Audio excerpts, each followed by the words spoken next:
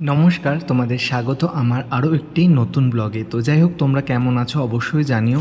আর আমি তো ভীষণ ভালো আছি। আর সকালে আজকে সাডেন কল আসে যে মর্নিংয়ে আমাকে লগ ইন করতে হবে।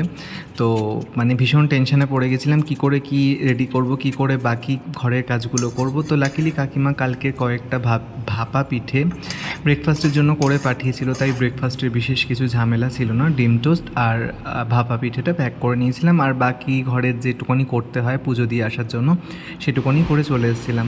তো অফিসে ব্রেক টাইমে মানে ব্রেকফাস্ট করতে বসে পড়েছিলাম, ভাবলাম তোমাদের সাথে শেয়ার করে নিই। আর সত্যি ভাপা পিঠেটা ভীষণ দারুণ হয়েছিল।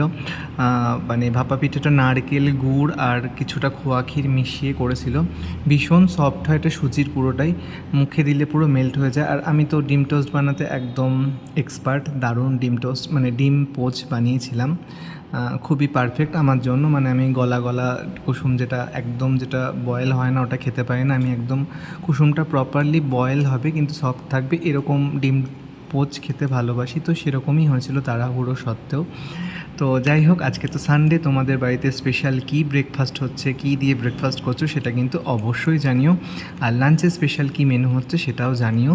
আর আজকে আমাদের লাঞ্চে মনে হয় না কিছু একদম হবে, একদমই হয়তো নর্মাল কিছু হবে, কারণ কাকিমা এক জায়গায় গেছে অনুষ্ঠানে। আর লাঞ্চ প্রিপেয়ার করবে অনুব্রত, আর ওরও অফিস রয়েছে।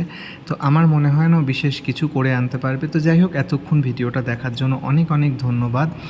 আর দেখা হবে পরের ভিডিওতে অন্য কোনো গল্প নিয়ে, অন্য কোনো ভিডিওতে। তো যাই হোক, তোমরা সবাই খুব ভালো থেকো, আর ভিডিওটা কেমন লাগলো অবশ্যই জানিও। ততক্ষণের জন্য টাটা।